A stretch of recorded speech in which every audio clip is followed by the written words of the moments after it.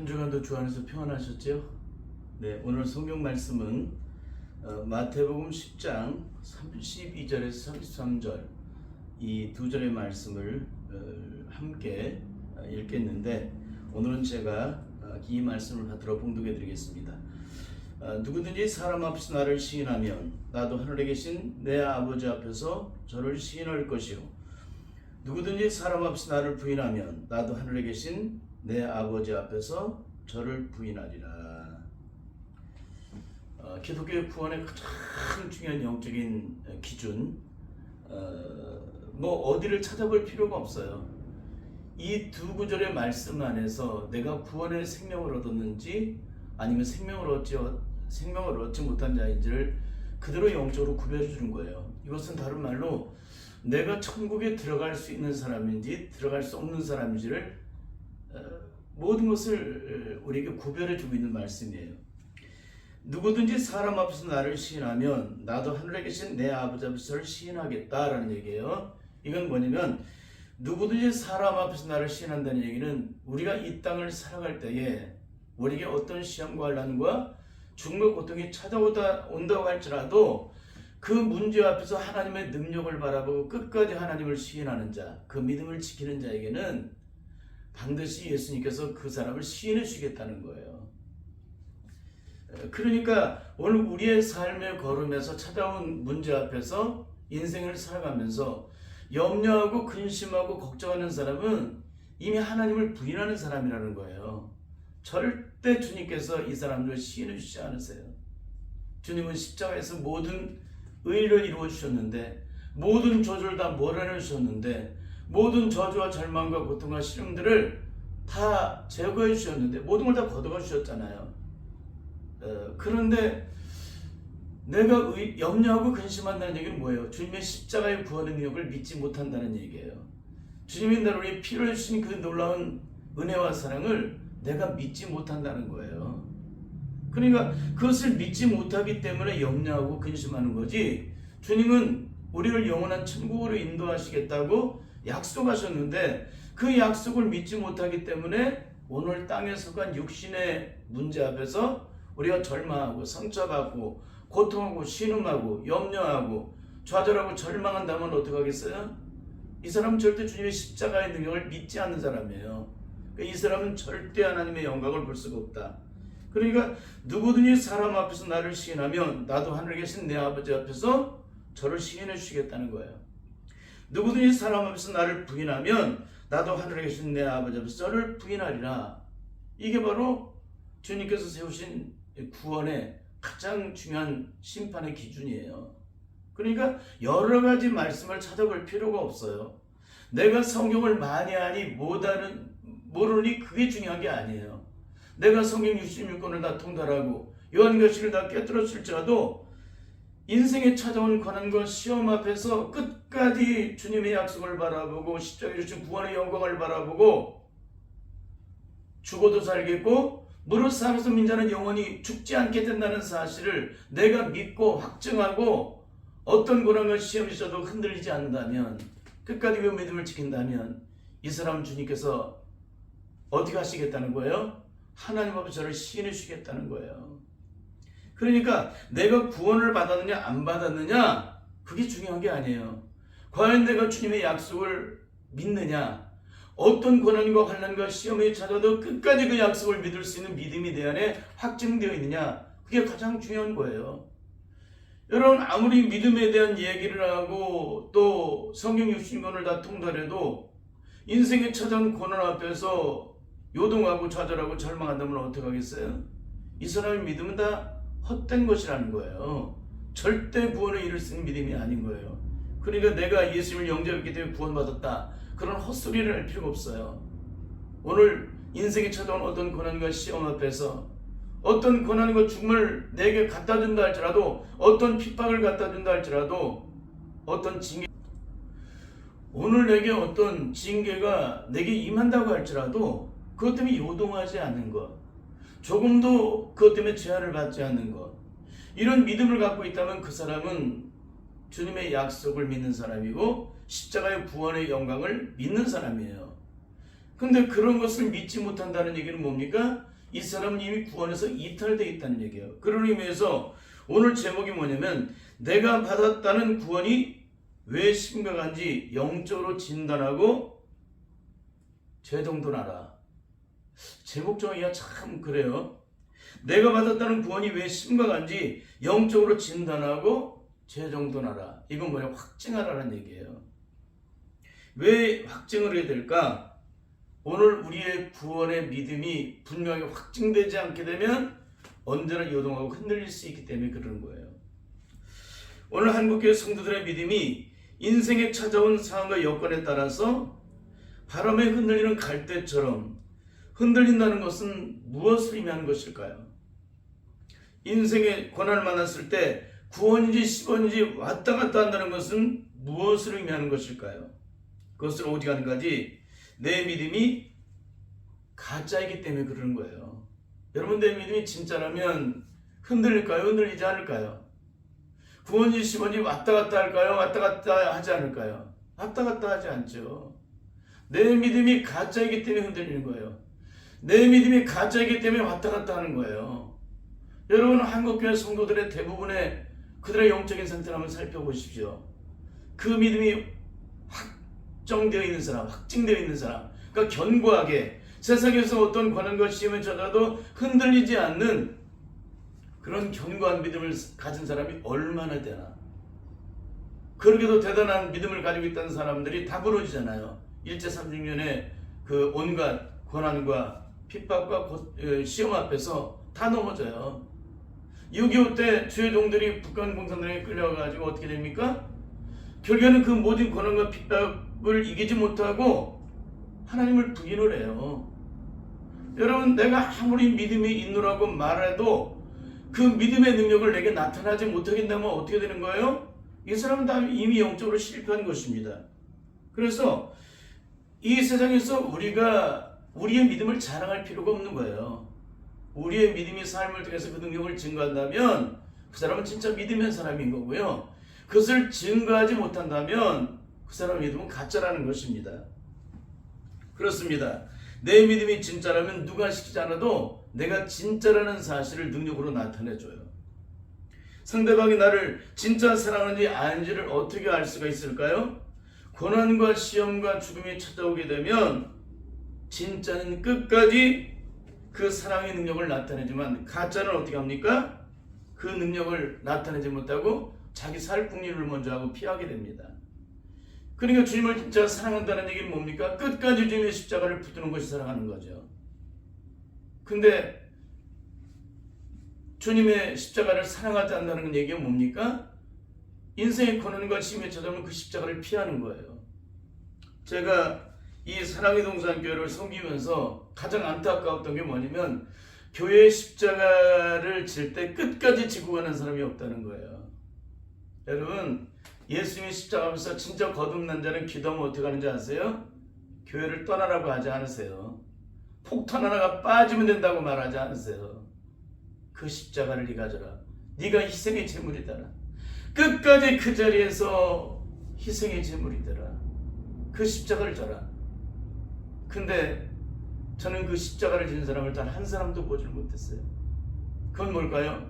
단 한 사람도 십자가의 능력을 경험한 사람이 없었다는 것을 제가 알게 되었어요. 그분이 신학교를 공부한 사람이건 성경 필독을 100번 1000번 한 사람이건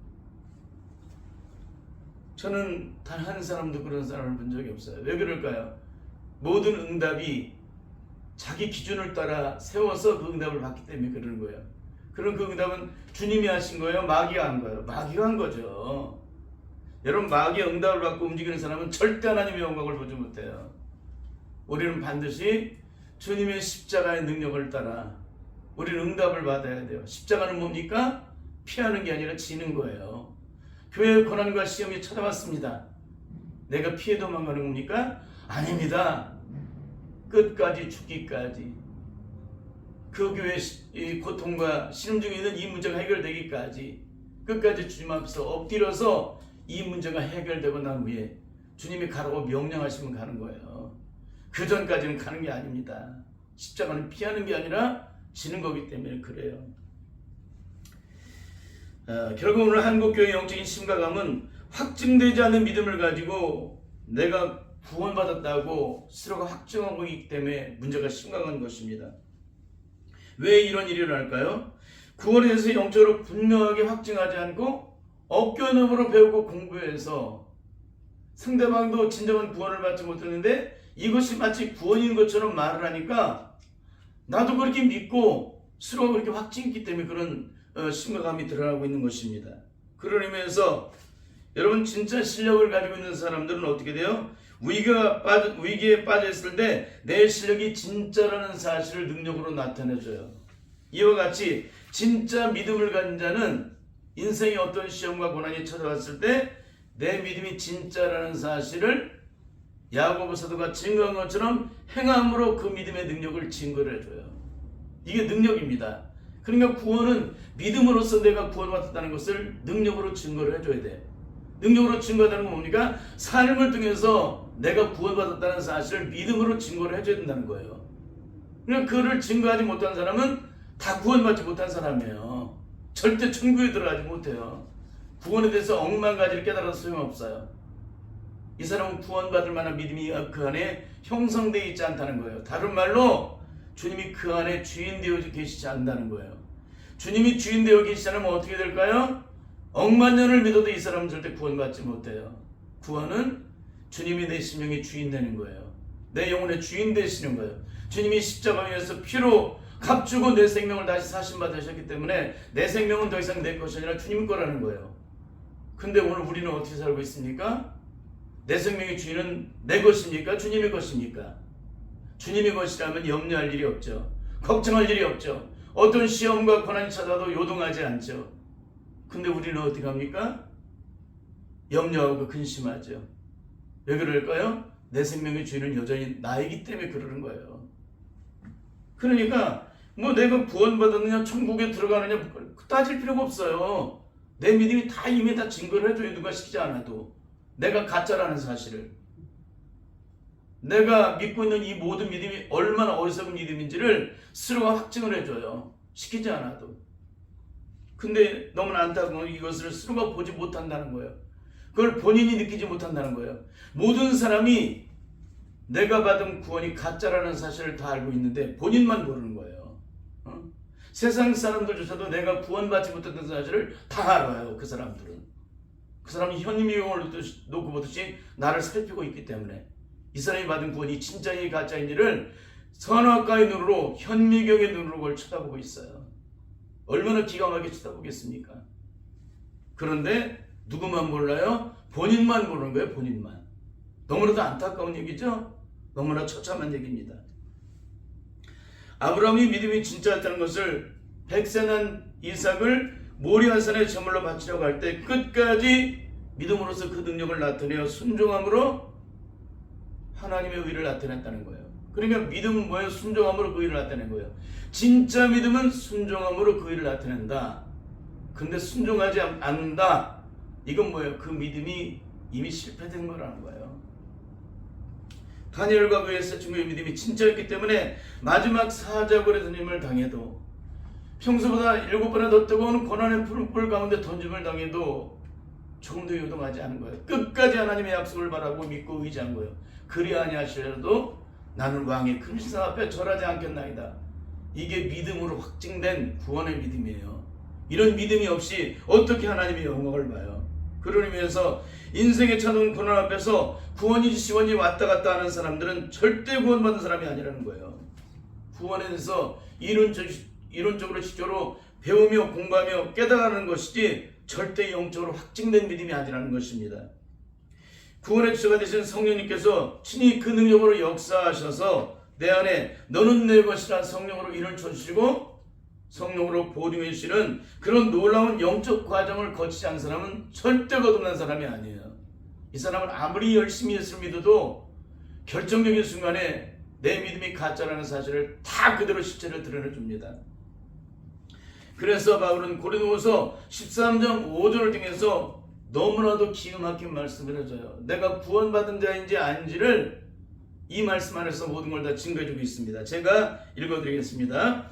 너희가 믿음에 있는가 너희 자신을 시험하고 너희가 믿음에 있는가 너희 자신을 시험하고 너희 자신을 확증하라. 확증하라는 얘기를 해요. 내가 진짜 믿음에 있는가 믿음에 있지 않은가를 우리 자신을 확증하라는 거예요. 한국교회 가장 중요한 영적인 신앙은 확증하지 않는다는 거예요. 확증하지 않고 그냥 두리뭉실하게 이것이 구원이라고 믿고 내가 거듭났다고 천국 간다라고 그렇게 생각하고 있다는 겁니다. 그렇게 믿고 있다는 거. 응? 너희가 믿음에 있는가 너희 자신을 시험하고 너희 자신을 확증하라. 예수 그리스도께서 너희 안에 계신 줄을 너희가 스스로 알지 못하느냐. 그렇처럼 너희가 버리운 자니라. 여러분, 예수님께서 내 안에 주위로 와 계신다는 사실을 영적으로 알지 못하고 있다면 이 사람 뭐예요? 절대 거듭난 사람이 아니라는 것입니다. 다른 말로 버리운 자라는 거. 버리운 자. 여러분, 예수 그리스도 내 안에 계신 것을 영적으로 확증해야 되잖아요. 그분이 내 안에 계시면 내가 하나님의 자녀인 것을 증거한다라고 찬송가 183장 나 석자함을 받은 3절에서 증거를 해주고 있잖아요. 내가 하나님의 자녀인 것을 누가 증거해 주느냐? 내가 아니에요. 내 안에 계신 성령님이 곧 증거해 준다는 겁니다. 그러니까 기독교는 성령으로 모든 것이 시작돼서 모든 것이 맞춰지는 거예요. 내 힘과 의지는 없습니다. 나는 그리스도께 십자가 못 박혀 죽었기 때문에 더 이상 나는 내가 사는 것이 아니라 내 안에 계신 성령님께서 내 생명을 내 이 땅에 육신의 생명이 닿는 날까지 그분이 내 생명의 주인 되어 주셔서 능력으로 내 안에서 능력으로 역사해 주시는 거예요. 그러니까 내가 하나님의 도구로서 온전히 변화되기까지 끊임없이 나를 깨뜨려 주시고 가로압아 주시고 모든 장애물을 제거시키게 하시고 그렇게 해서 결국은 온전한 하나님의 사람으로 하나님께 영광을 드리는 도구로서 만들어지기까지 주님께서 끊임없이 성령님을 통해서 우리를 주장하시겠다는 거예요. 그러니까 예수 그리스도를 믿고 거듭났다 하면서 속사람이 변화가 안 되는 사람은 절대적으로 성령님이 그 안에 계신 사람이 아니에요. 내 안에 주님이 주인 되어 계신 사람은 반드시 그리스도의 인격이 되기까지 내 속사람의 심령을 철저히 깨뜨려서 변화시켜 준다는 거예요. 그분이 내 심령 속에 들어오셔서 심령의 주인 되시기 때문에 내 심령을 성전 삼아서 내 안에 들어가 계시는 분이시기 때문에 내 마음의 성전이라고 하잖아요. 내 심령의 주인을 심령의 성전에 그분이 들어오셔서 주인 되어 주셔서 거하시기 때문에 내 심령 자체가 강도의 불의에 대해서는 절대 안 닿는 겁니다. 내 심령의 강도의 불의를 대했던 내 심령이 철저하게 성령 안에서 거룩하고 순결한 아름다운 하나님의 영광을 드리는 거룩한 성전으로서 온전히 세워지기까지 변화되기까지 내게 계신 성령께서 끊임없이 나를 주장하신다는 거예요. 그러니까 예수 그리스도를 믿어도 거듭나지 못하는 속사람의 심령이 영적으로 거듭나서 온전한 하나님의 사람으로 그리스도의 인격을 이루기까지 변화를 이루지 못하는 사람은 절대 내 안에 주인이 안 바뀐 사람이에요. 내 안에 주인이 바뀐 사람은 반드시 성령께서 끊임없이 나를 변화시키기 위해서 나를 붙잡고 씨름하신다는 사실입니다. 그렇습니다. 진짜 구원을 받았다면 이 세상에 그 어떤 고난과 죽음이 찾아와도 사망과 세를 깨뜨리시고 죽음에서 부활하신 주님의 영이 내 안에 들어오셔서 지 능력으로 역사하시기 때문에 어떤 고난과 시험이 찾아도 초원이 요동하거나 흔들리지 않다는 거예요.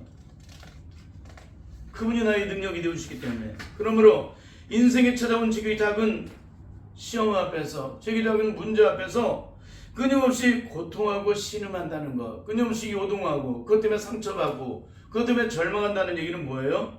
그 사람이 받은 구원이 다 가짜이기 때문에 그 실체를 그대로 드러내주고 있는 거예요. 여러분, 우리는 너무나도 간단하게 내가 구원받았는지 구원받지 못했는지 구원의 생명이 있는지 아닌지 없는지를 주인이 바뀐 사람인지 바뀌지 않은 사람을 아닌지를 금방 드러내잖아요. 복잡할 게 없는 거예요. 성경 66권을 다 들여다보고 네가 구원받았냐 구원받지 못했냐 그거 따질 필요가 없어요. 사람 앞에서 주님을 시인하면 그 사람은 뭐예요? 구원받은 사람이에요. 사람 앞에서 주님을 시인하지 못하고 부인하게 되면 그 사람은 절대 구원받지 못한 사람이라는 거예요. 인생이 찾아온 시험과 고난과 죽음 앞에서 끝까지 주님의 약속을 바라고 믿음으로 그 앞에 주님의 십자가를 붙드는 자는 구원받은 자예요. 그날 구원받지 못한 자는 뭐예요? 그 십자가를 피해 도망가죠. 십자가를 붙드는 손을 다 떼어놓고 도망가요. 이게 얼마나 중요한 얘기인지 알 수가 없습니다. 그렇습니다. 오늘 우리 인생에 어떤 고난과 시험이 찾아와도 예수 그리스도를 믿고 거듭나서 심령이 변화되어 주님이 주인 되어 살아가는 삶은 언제나 평화가 임하게 되어 있습니다. 어떤 고난과 시험과 죽음이 찾아도 요동하지 않아요. 그 안에서 평안을 누리는 거죠. 아무리 폭풍과 불어치는 그런 가운데 있을지라도 어미 닭 안에 있는 병아리들은 어떻게 해요? 평안하죠. 독수리의 날개 아래 숨어있는 독수리 새끼들은 어때요? 평안하죠. 그것처럼 주님의 날개 아래 숨어있는 사람들은 절대 요동하거나 두려워하지 않는다는 거예요. 주님의 능력이 나를 덮으시기 때문에. 그 전능하신 능력의 손으로 나를 덮으시는데 어떻게 내가 요동하고 내가 어떻게 두려워할 수가 있겠습니까? 절대 있을 수 없는 일이지. 그런 의미에서 오늘 한국교회 가장 영적으로 심각한 주제는 바로 구원론입니다. 구원론. 내 안에 진짜 주님을 믿는 믿음이 있는가? 영적으로 확증하지도 않은 채 예수 그리스도를 믿으면 무조건 구원을 받는다고 가르치고 있기 때문에 이 구원론이 그렇게 영적으로 심각한 거예요. 그러니까 한국교회 구원론은 엉망진창인 거예요. 말씀을 교묘하게 따다가 그것만 딱 갖다가 그걸 믿으면 구원받았다고 얘기를 해요. 삶은 전혀 돌아보지 않고 구원받은 자인지 아닌지를 영적으로 확증하지도 않고 검증하지도 않고 내 믿음이 진짜인지 가짜인지를 영적으로 확증하지도 않고 그걸 분별하지도 않고 그걸 구별하지도 않고 예수 그리스도 당신이 예수 그리스도를 믿으니까 천국 가. 당신이 예수 그리스도 믿고 죽었으니까 천국 가. 세상에 이보다 더한 어리석음이 어디 있어요? 그럼 이스라엘 백성들은 다 천국 가야 돼요. 그들은 하나님 믿었잖아요. 근데 구약성경 39권을 읽다면 너무나도 처참해서 차마 읽을 수가 없어요. 감당할 수가 없으니까. 너무 아프니까. 여러분 창세기로부터 나타나는 아담의 범죄에 의해 성경 구약성경 39권은 이스라엘 백성들이 처참하리만큼 고통과 시름 중에 매이게 돼요. 왜 그래요? 죄는 하나님의 말씀 앞에 불순종한다는 겁니다. 아무리 구원을 하려고 해도 불순종을 해요. 그러니까 징계를 받고 심판을 받고 고통을 받고 이방인들의 개처럼 살아가는 처참함을 드러내요. 존귀에 처했지만 깨닫지 못함으로 말미암아 멸망하는 짐승처럼 살아간 게 이스라엘 백성들이에요. 여러분 철저히 영적으로 정신 차려야 합니다. 오늘 우리가 이렇게 이미 역사 속에 기록된 그것들을 내가 보고 듣고 배워서 마치 그것이 내 믿음인 것처럼 착각을 하지만 우리에게도 이스라엘처럼 그런 실제적인 삶이 내 안에 들어온다면 과연 이스라엘처럼 어떻게 할까요? 내가 이스라엘과 다르게 승리할 수 있을까요? 절대 승리 못하죠. 이스라엘보다 억만 번을 더 넘어지지 절대 이스라엘보다 더 그 과정을 이기지 못해요. 그런데 우리는 마치 그들의 실패가 나에게는 절대 실패가 되지 않을 것처럼 착각하고 믿고 있다는 거예요. 너무나 가슴 아픈 얘기입니다. 영원한 하나님에 들어가 영원토록 그 영광을 누리느냐 아니면 영원한 지옥의 형벌 속으로 들어가 영원토록 고통을 당하느냐를 결정하는 이 구원론이 세상에 썩어질 그 어떤 것보다도 더 허술하고 무방비 상태에 있다면 어떻게 이 구원이 온전한 구원의 기준이라고 말할 수가 있을까요? 세상의 법보다도 더 못해요. 영원한 문제, 눈에 보이지 않는 영혼에 대한 영원한 문제, 하나님 앞에서 선악간의 심판을 받는 이 문제를, 이 구원의 문제를 영적으로 확증하고 가르쳐야 될 한국교회가 이 부분에서 너무나도 영적으로 허술하다는 거예요. 여러분 진짜인지 가짜인지 한번 보세요. 세상의 법은 얼마나 철두철미한지 몰라요. 그러면 하나님의 정하신 법은 세상 법보다 못할까요? 더 철두철미하죠. 억만 배나 더. 눈에 보이지 않는 그 부분의 영역까지도 하나님 법은 죄라고 여기기 때문에 너무나 기가 막힌 거예요. 근데 어떻게 세상의 법보다도 더 허술하고 무방비 상태에 있는 이런 거 없는 이 구원이 어떻게 온전한 구원이라고 말할 수가 있겠냐는 것입니다.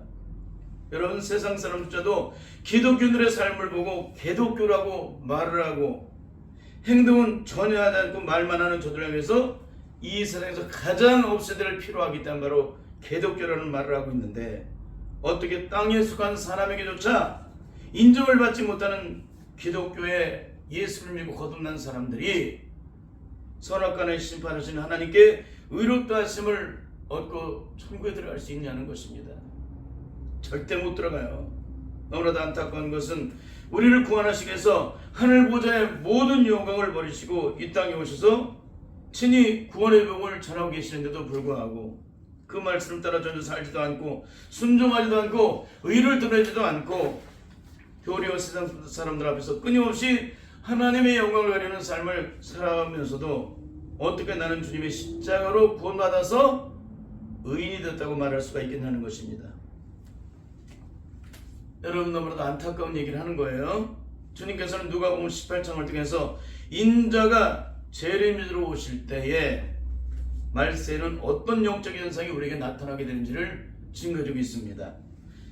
마태복음 25장에서는 어떻게 해야 신랑 되신 예수님을 맞이하게 될 수 있는지를 우리에게 증거해주고 계십니다. 그런데도 불구하고 한국교회는 이 부분에서 영적으로 전혀 깨닫지 못하고 있다는 거예요. 마치 좌판에 있는 상품을 떨이로 팔듯이 사람들에게 적선하듯이 그렇게 구원을 남발하고 있다는 것입니다. 어떻게 악한 마귀가 시퍼렇게 살아서 뭐라고요? 어떻게 악한 마귀가 시퍼렇게 살아서 우리를 살피고 앉아 있는데 어떻게 악한 마귀 세력을 속일 수가 있냐는 것입니다. 마귀가 열받는 거예요. 마귀가 볼 때는 다 지옥불에 떨어질 그런 상황 속에 누워있는 사람들을 다 천국 간다고 가르치니까 얼마나 열받겠어요. 물론 마귀가 가장 원하는 일이었지만 제가 비유를 한다면 그런 것입니다.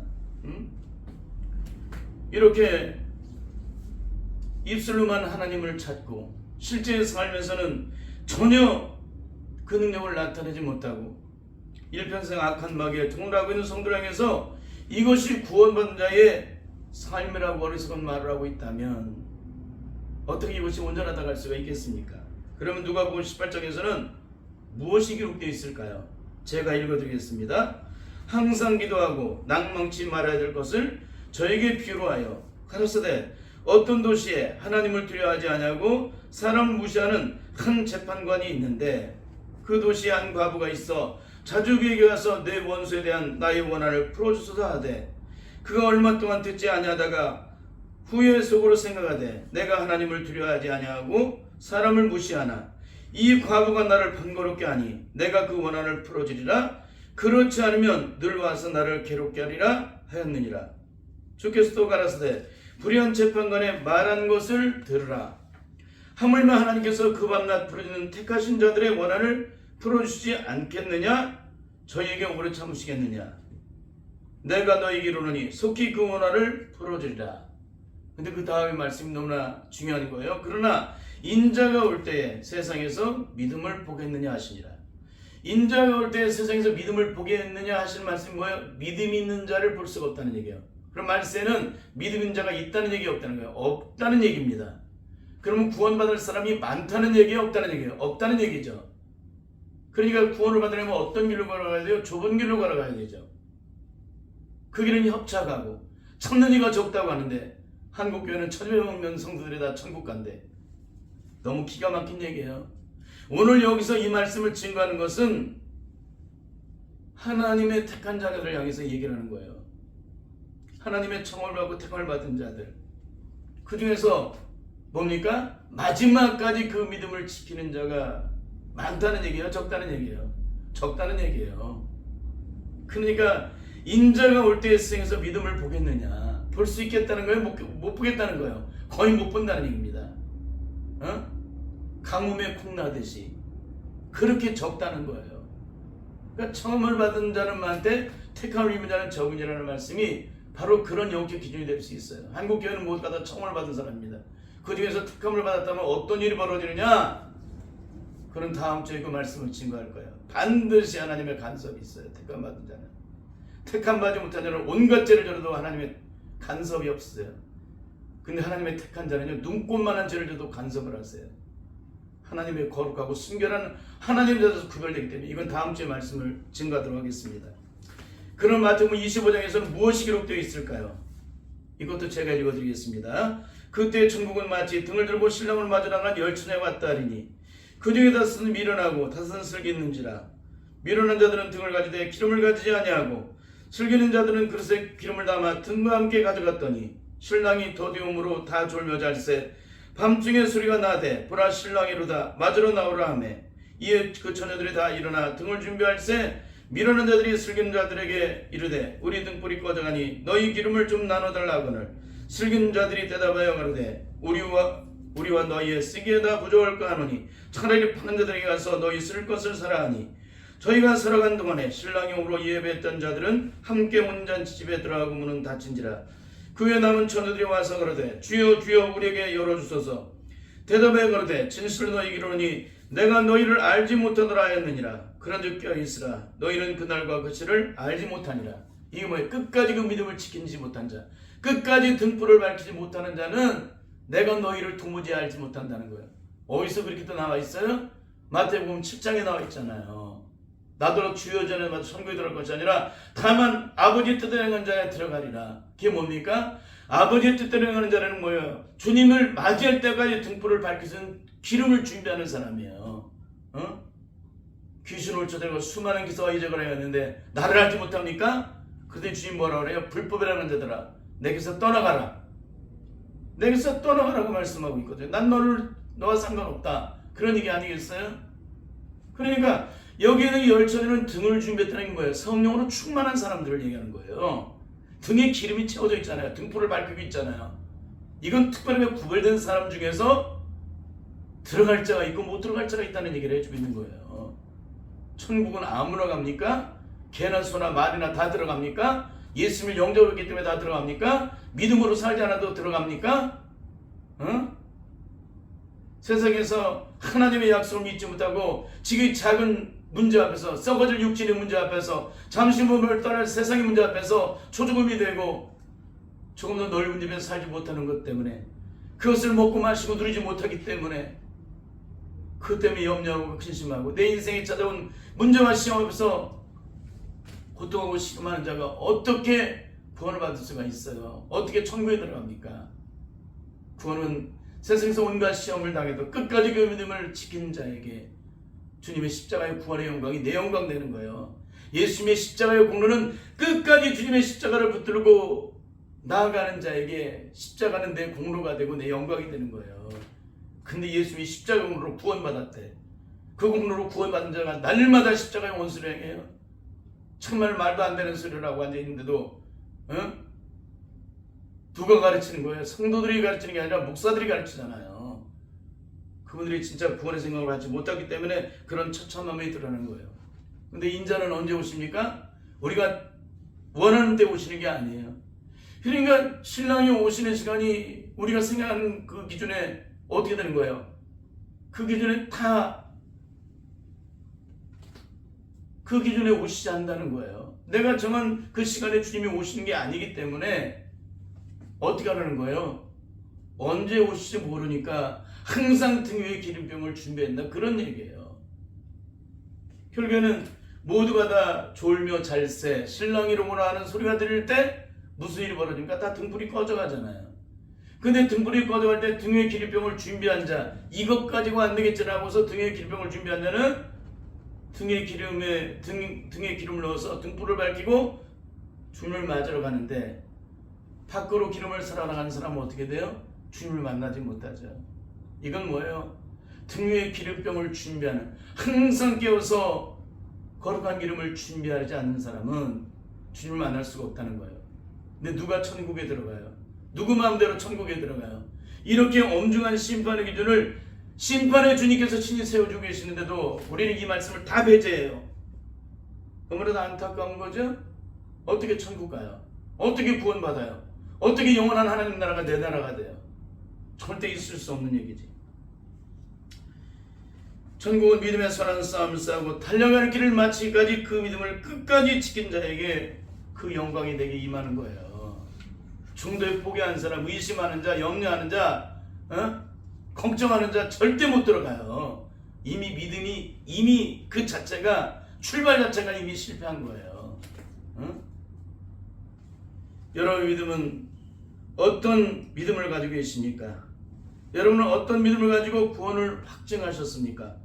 이 땅에서 그 어떤 중화 고통이 찾아와도 우리는 모든 자유를 다 빼앗겨 버리고 끝없는 고통의 신음 중에 정말 이루 말할 수 없는 고통 속에 있었던 일제 36년에 그 고통이 내게 찾아왔을 때 내가 요동치 않고 끝까지 그 믿음을 지키고 주님을 시인하는 삶을 살아갈 수 있는 사람이라면, 그런 믿음이 준비된 사람이라면 이 사람은 구원의 생명을 얻은 자예요. 만일 이런 일제 36년의 그런 고통과 고난과 시험이 찾아올 때 그 고통과 시험 중에서 끝까지 주님을 시인하지 못하는 자는 절대 주님의 영광을 보지 못합니다. 뭐예요? 그 사람의 믿음은 가짜이기 때문에 그런 거예요. 그러니까 진짜는 인생의 고난과 시험과 죽음이 찾아왔을 때 그 능력을 나타내요. 가짜는 평상시에는 그 믿음이 대단한 것처럼 말을 하는데 인생의 고난과 시험이 찾아오면 내 믿음이 가짜라는 것을 그냥 누가 시키지 않아도 기출에 드러내놔요. 여러분은 어떤 믿음의 사람입니까? 어떤 고난과 시험이 찾아도 끝까지 주님의 약속을 믿고 요동치 않고 흔들리지 않고 죽으면 죽으리라는 믿음을 가지고 주님을 바라보고 계십니까? 아니면 지금 작은 인생에 찾아온 문제 앞에서 여전히 그것 때문에 노심초사하고 절망하고 좌절하고 있습니까?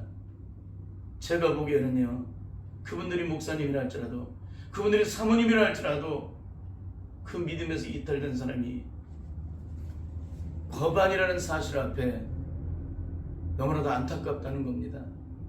인생에 찾아오는 삶의 환경 앞에서 스스로가 무너져요.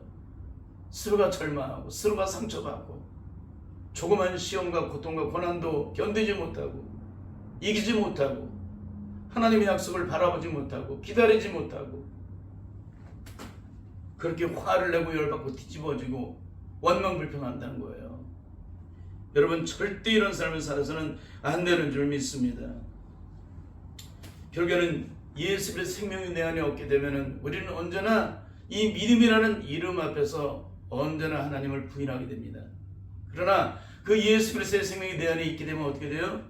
이 땅에 어떤 시험이 찾아와도 반드시 주님을 시인하게 됩니다. 누가 나를 시인하게 했어요?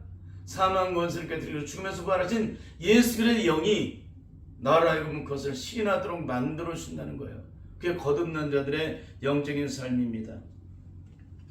사랑하는 성도 여러분, 그리고 유튜브 설교를 듣는 모든 성도 여러분, 하나님의 자녀가 사는 법은 오직 한 가지입니다. 믿음으로 사는 것입니다.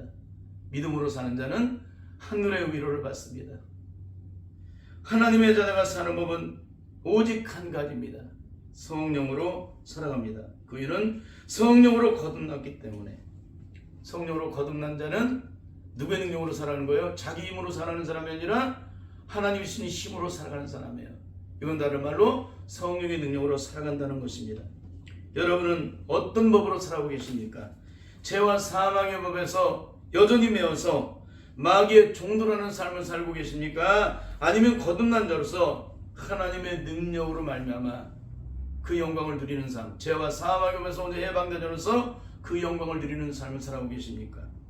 반드시 보혜 성령을 통해서 내가 받았던 구원이 진짜인지 가짜인지를 영적으로 확증하고 또 확증할 수 있기를 바랍니다. 그래서 내 구원이 진짜인지 가짜인지를 영적으로 진단을 해야 합니다. 그렇지 않으면 확증할 수가 없습니다. 우리를 영원한 구원에 이르게 하는 그 믿음은 어떤 고난이 찾아와도 믿음의 조상 아브라함처럼 조금도 흔들리지 않고 끝까지 믿음으로 승리함으로 하나님의 의를 나타내어서 영광을 드리는 삶을 살아오게 됩니다. 반드시 그 믿음이 능력이 되어서 내가 죽어도 그 믿음이 말을 해주는 그런 믿음의 삶으로 거듭남으로 말미암아 반드시 영광을 누리는 복된 성도의 삶이 다 되시기를 예수님의 이름으로 간절히 축원합니다.